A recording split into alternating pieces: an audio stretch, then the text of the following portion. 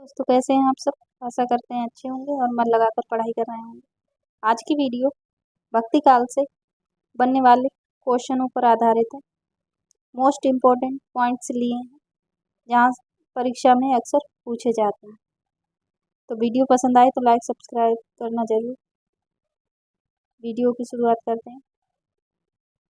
सबसे पहले दादू दयाल के संप्रदाय को ब्रह्मा संप्रदाय या पर ब्रह्मा संप्रदाय नाम से भी जाना जाता है। निरंजनी संप्रदाय उड़ीसा में प्रचलित है। दादू पंथ के उत्तराधिकारी दादू के पुत्र गरीबदास तथा मिस्की दास थे। कबीरदास के उत्तराधिकारी ज्यादातर धर्मदास को माना जाता है, पर किताब में कमाल भी दिया था, इसलिए पॉइंट ले लिया है। कमाल व धर्मदास थे। प्रमुख संत कवियों द्वारा रचित ग्रंथ एवं भाषा इस प्रकार है।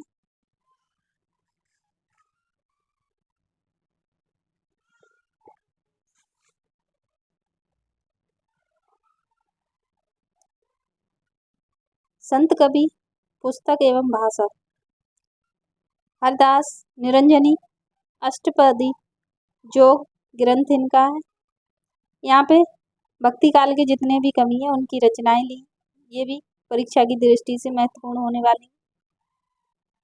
अष्टपदी जोग ग्रंथ, ब्रह्मा स्तुति, हंस प्रबोध ग्रंथ, निरपक्ष मूल ग्रंथ, पूजा जोग ग्रंथ, समाधि जोग ग्रंथ, संग्राम जोग ग्रंथ, भाषा सरल ब्रज भाषा।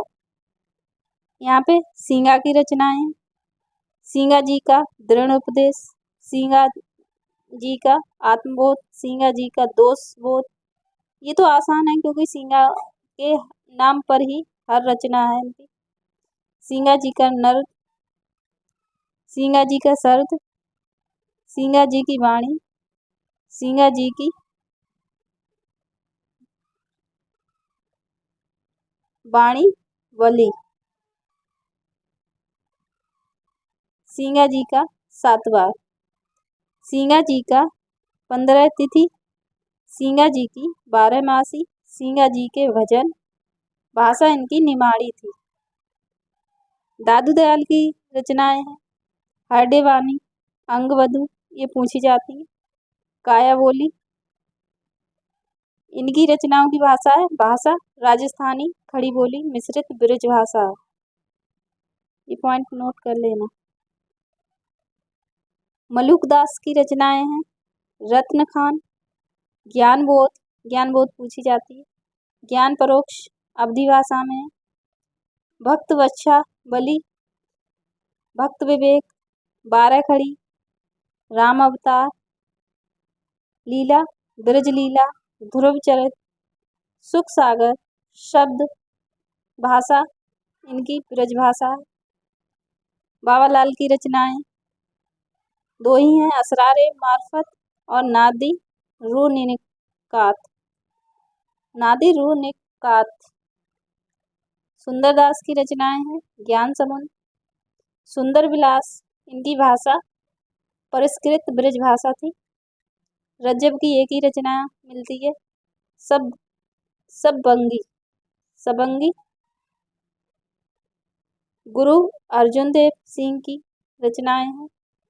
सुखमणि, 52 अखरी, 12 मासा, ये इनकी ब्रज भाषा में है। निपट निरंजन की रचना है। शांत सरसी निरंजन संग्रह। अक्षर अरण्य की रचनाएं हैं। राजयोग, विज्ञान योग, ध्यान योग, सिद्धांत बोध, विवेक दीपिका, ब्रह्म ज्ञान अनन्य प्रकाश। दादू दयाल की वाणियों का सर्वप्रथम संपादन उनके शिष्य संतदास और जगन्नाथ दास ने किया। हरडे वाणी शीर्षक से किया था। पुनः रज्जब ने अंगवधु शीर्षक से इसका संपादन किया है। बाबा लाल कृत असरारे मार्फत में उनका और दारा सिकों का वार्तालाप संग्रहित है।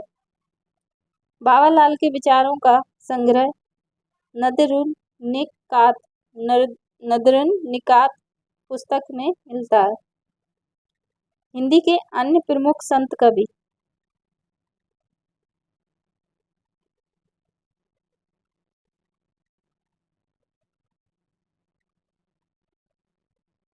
यहाँ पे कवियों के संक्षिप्त जीवन परिचय है। धर्मदास, इनका जन्म स्थान बांधवगढ़ था। इनके गुरु का नाम कबीरदास है और ये बनिया जाति के थे। धन्ना 1415 में इनका जन्म हुआ और ये धुवान के थे। इनके गुरु रामानंद थे और इनकी जाति जाट थी। पीपा का जन्म 1425। गंगरौनगढ़ के थे ये। इनके गुरु रामानंद थे।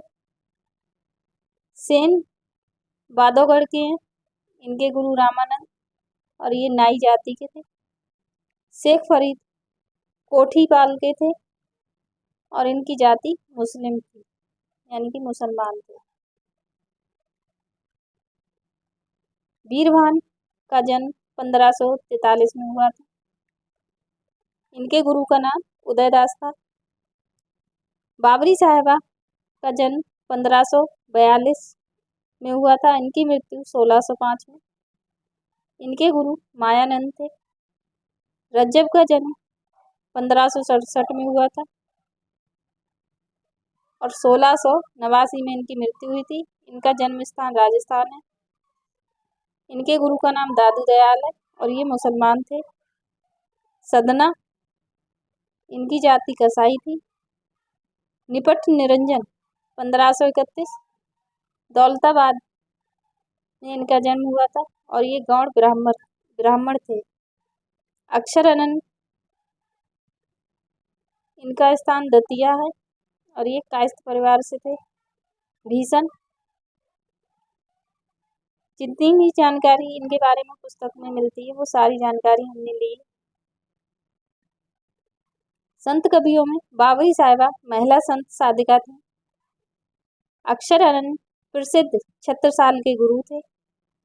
संत रज्जब का पूरा नाम रज्जब अली खां है। संत शेख फरीद का दूसरा नाम शाह ब्रह्मा या इब्राहिम शाह या शंकर गंज था। हिंदी में रचना करने वाले प्रमुख सिख गुरु।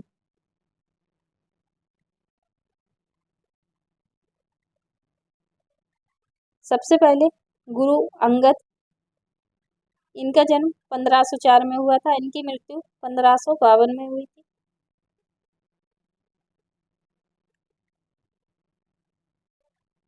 आदि ग्रंथ साहब में कुछ श्लोक या दोहे संकलित हैं इनके। गुरु अमरदास, इनका जन्म 1479 में हुआ था। इनकी मृत्यु 1574 में हुई थी। ये तीसरे गुरु थे सिखों के। गुरु ग्रंथ साहब में संकलित है। गुरु रामदास 1514 में इनका जन्म हुआ था। 1581 में मृत्यु। चौथे गुरु थे। आदि ग्रंथ के चौथे महिला में संकलित हैं। गुरु अर्जुन देव, इनका जन्म 1563 में हुआ था। 1606 में इनकी मृत्यु हुई थी। ये पांचवें गुरु थे सिखों के। आदि ग्रंथ के पांचवी महिला में इनका संग्रहित है। गुरु तेग बहादुर सिंह, इनका जन्म 1622 में हुआ था। इनकी मृत्यु 1675 में हुई थी। नौवे गुरु थे सिखों के। नौवे महिला में संकलित हैं।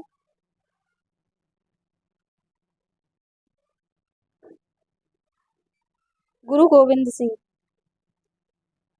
इनका जन्म 1664 में हुआ था। इनकी मृत्यु 1718 में हुई थी। अंतिम गुरु थे और इनकी रचनाएं हैं चंडी चरित्र, विचित्र नाटक। ये इनकी दो रचनाएं बहुत ही महत्वपूर्ण हैं, चंडी चरित्र और विचित्र नाटक।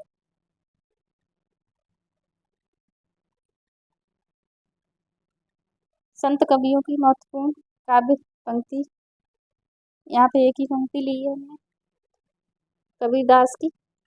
झिलमिल झगड़ा झूलत बाकी, रही न काऊ, गोरख अटके कालपुर, कौन कहावे साहू। ये इम्पोर्टेंट पंक्ति है, पूछी जाती है।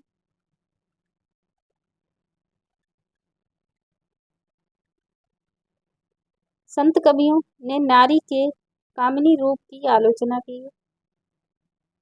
यहाँ से निर्गुण धारा प्रेम मार्गी सूफी शाखा के कवि।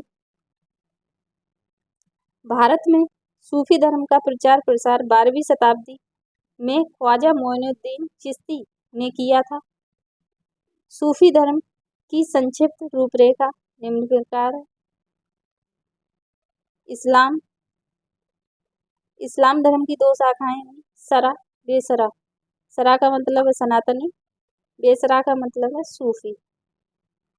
चिश्ती संप्रदाय की 2 शाखाएं हैं, साबरी निजामी। सोहरावर्दी संप्रदाय की शाखाएं जलाली, मखदूमी, मीरन शाही, दौला शाही और इस्माई शाही। कादरी संप्रदाय की 2 शाखाएं हैं, बहाविया, रजाकिया।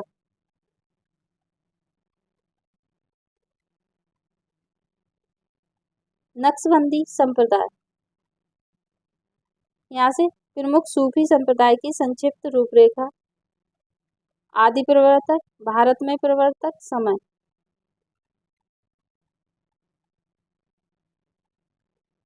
अबू अब्दुल्ला चिश्ती मोइनुद्दीन चिश्ती 12वीं शताब्दी का उत्तरार्ध माना जाता है। जलालुद्दीन सुर्खपोश, इनका समय 13वीं शताब्दी का पूर्वार्ध माना जाता है। एक मिनट।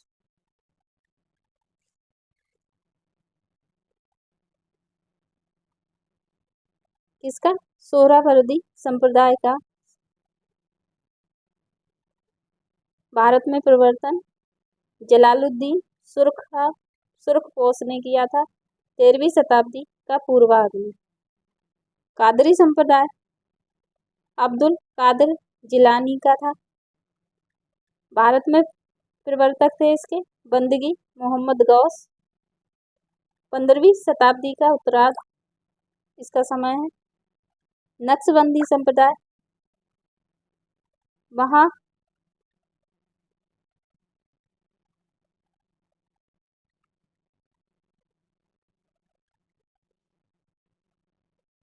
नक्शबंदी संप्रदाय बहा अल दीन नक्शबंद मोहम्मद बाकी गिल्ला वैरंग 16वीं शताब्दी का उत्तरार्ध माना जाता है। सूफी दर्शन को तसव्वुफ कहते हैं। सूफी शब्द की व्युत्पत्ति के संबंध में मत। मूल शब्द अर्थ।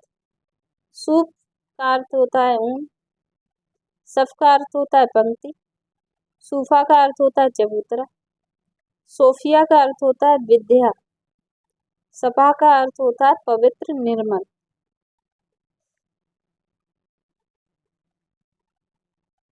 सूफी या प्रेम मार्गी शाखा के प्रथम कवि और प्रस्तोता।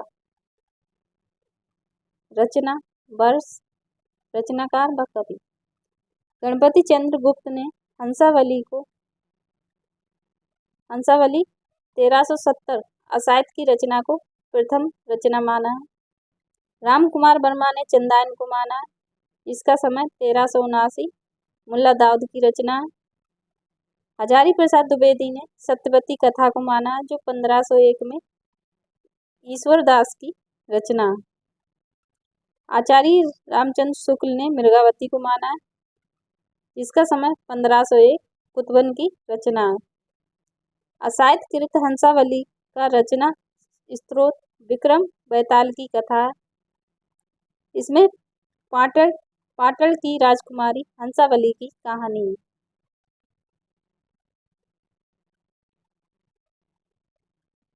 रामकुमार वर्मा ने मुल्ला दाऊद को अपने इतिहास ग्रंथ में संधि काल के अंतर्गत रखा है।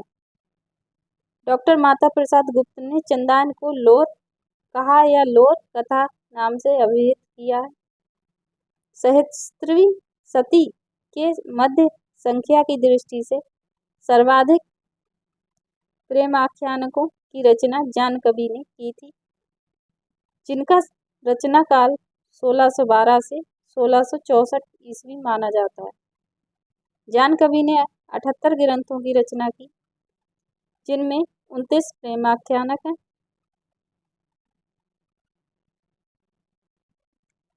इनमें से इनकी प्रमुख रचनाएं हैं कथा रत्नावली, कथा कनकावती, कथा मोहिनी, कथा कम्बलावती, कथा नल दमयंती, कथा कलावंती, कथा रूपमंजरी, कथा पिंजरसा साहेजा दैवा देवलदे, कथा कलंदर, ग्रंथ लैला मजनू। जान कवि प्रथम हिंदी के कवि हैं जिन्होंने फारसी के लैला मजनू आख्यान को लेकर लैला मजनू काव्य की रचना की। जान कवि की भाषा राजस्थानी प्रभावित ब्रज भाषा है। दामोदर कवि ने अपनी रचना लखन सेन पद्मावती कथा को वीर कथा कहा है। आचार्य रामचंद्र शुक्ल ने ईश्वर दास कृत सत्यवती कथा को भक्ति काल के किसी धारा में स्थान नहीं दिया। किसने नहीं दिया? आचार्य रामचंद्र शुक्ल ने।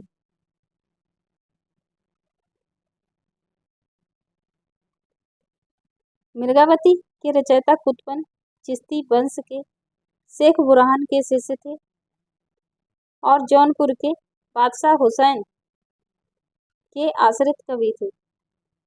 मिर्गावती चंदन नगर के गणपति देव के राजकुमार और कंचनपुर की रानी रूप मुरारी की कन्या मिर्गावती की प्रेम कथा का वर्णन है। मंजनकृत मधुमालती हिंदी का प्रथम प्रेमाख्यान काव्य है, जिसमें बहुपत्नीवाद का सर्वथा अभाव है। मधुमालती में नायक मनोहर और महारस नगर की राजकुमारी मधुमालती की कथा प्रेम कथा मिलती है। प्रेम कथा के अनंतर प्रेमा और ताराचंद की भी प्रेम कथा समांतर रूप से चलती है। बनारसी दास ने अपनी आत्मकथा अर्धकथानक में 2 प्रेमाख्यानक मिर्गावती और मधुमालती का उल्लेख किया है।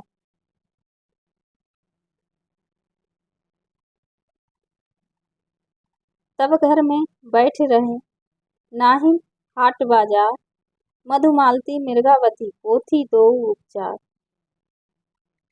सन 1643 से संवत 1700 ईस्वी 1700 में दक्षिण के शायर नसरती ने मधुमालती के आधार पर दक्षिणी उर्दू में गुलशने इश्क के नाम से एक प्रेम कथा लिखी।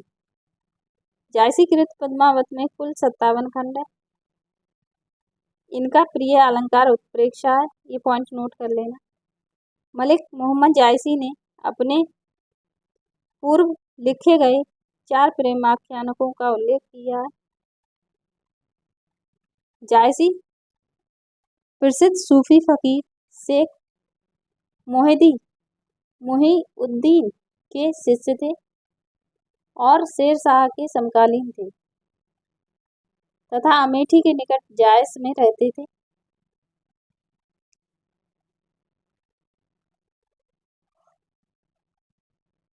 जायसी द्वारा रचित महत्वपूर्ण ग्रंथ और उनके विषय में पद्मावत, नागमती, पद्मावती और रतन सेन की प्रेम कहानी। अखरावट में वर्णमाला के एक एक अक्षर को लेकर सिद्धांत संबंधी तत्वों से भरी चौपाई है। ये रचनाएं बहुत ही इंपॉर्टेंट है, नोट कर लेना। आखिरी कलाम कयामत का वर्णन तथा मुगल बादशाह बाबर की प्रशंसा की गई है। चित्ररेखा में लघु प्रेमाख्यानक है। कहरनामा में आध्यात्मिक विवाह का वर्णन है। यह कहरवा शैली में लिखी गई है। मसलनामा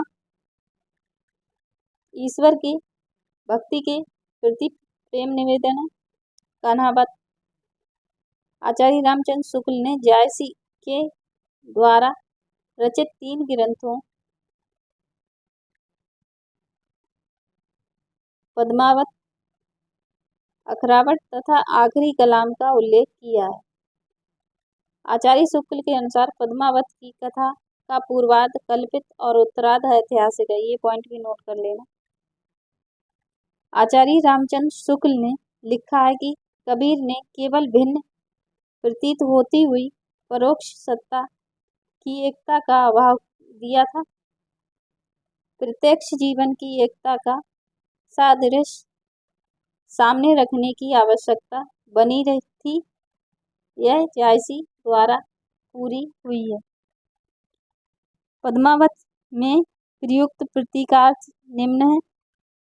पद्मावत में प्रतीकार्थ रत्नसेन किसका प्रतीक है? मन का या आत्मा का? सिंघल किसका प्रतीक है? हृदय का। पद्मावती किसका प्रतीक है? श्रद्धा, सात्विक बुद्धि और परमात्मा का।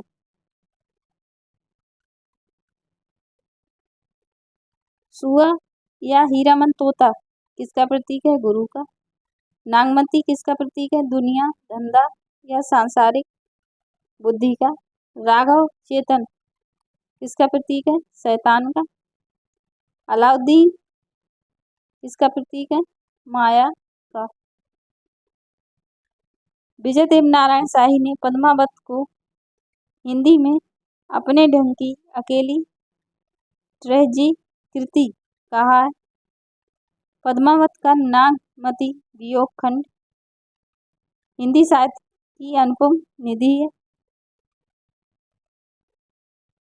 प्रेमाख्यानक काव्य में 5 चौपाई के साथ एक दोहा देने की परंपरा कृतियों में पाई जाती है।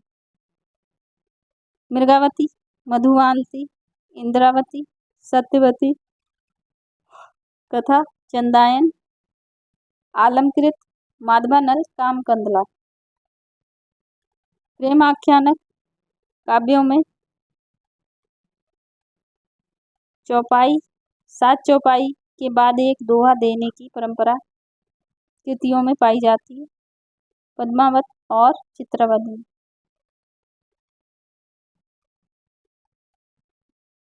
सूफी कवि उस्मान चिश्ती वंश परंपरा में हाजी बाबा के शिष्य थे और बाबा जहांगीर के समकालीन थे। उस्मान कृत चित्रावली में नेपाल के राजकुमार सुजान और रूपनगर की राजकुमारी चित्रावली की प्रेम कथा का वर्णन है। चित्रावली में अंग्रेजों के द्वीप का भी वर्णन किया गया है। नूर मोहम्मद दिल्ली के बादशाह मोहम्मद शाह के समकालीन थे। नूर मोहम्मद ने फारसी भाषा में रौज-तुख हकायक नामक ग्रंथ की रचना की। नूर मोहम्मद कृत इंद्रावती में कालिंजर के राजकुमार और आगमपुर की राजकुमारी इंद्रावती की प्रेम कहानी है। आचार्य शुक्ल ने नूर मोहम्मद कृत अनुराग बांसुरी की निम्न विशेषताओं का उल्लेख किया है। इसकी भाषा सूफी रचनाओं से बहुत अधिक संस्कृत गर्भित है।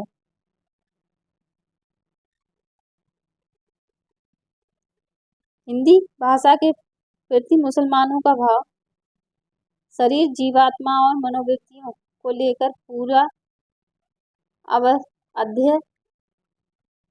अध्यसित रूपक अलेगरी खड़ा करके कहानी बांधी। चौपाई चौपाइयों के बीच बीच में इन्होंने दोहे न लिखकर बरबे रखे हैं। आचार्य शुक्ल ने नूर मोहम्मद कृत इंद्रावती से सूफी आख्यान काव्यों की अखंड परंपरा की समाप्ति माना है। आचार्य शुक्ल ने सूफी या प्रेम मार्गी शाखा का एकमात्र हिंदू कवि सूरदास नामक एक पंजाबी को माना है, जो शाहजहां का समकालीन था तथा नल दमयंती नामक प्रेम कथा लिखी। महत्वपूर्ण प्रेमाख्यान काव्य उनके नायक नायिका का निम्न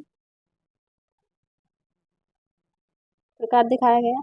काव्य नायक नायिका चंदायन लोर या लोरिक चंदा इसके पात्र हैं। सत्यवती की कथा राजकुमारी सत्यवती और राजकुमार ऋतुपर्ण की कथा वर्णित है। मृगावती में राजकुमार मृगावती, पद्मावती में रतनसेन पद्मावती और पत्नी नागमती का वियोग दिखाया गया।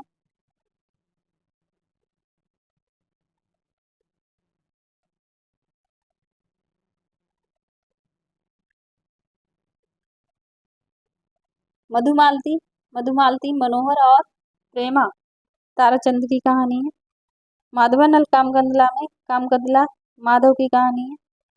रूपमंजरी में विवाहिता रूपमंजरी कृष्ण की कहानी है। रत्नसेन रंभा सोमा की कहानी है। आज की वीडियो कैसी लगी कमेंट के माध्यम से बताएं। वीडियो पसंद आए तो लाइक सब्सक्राइब जरूर करें। Thank you.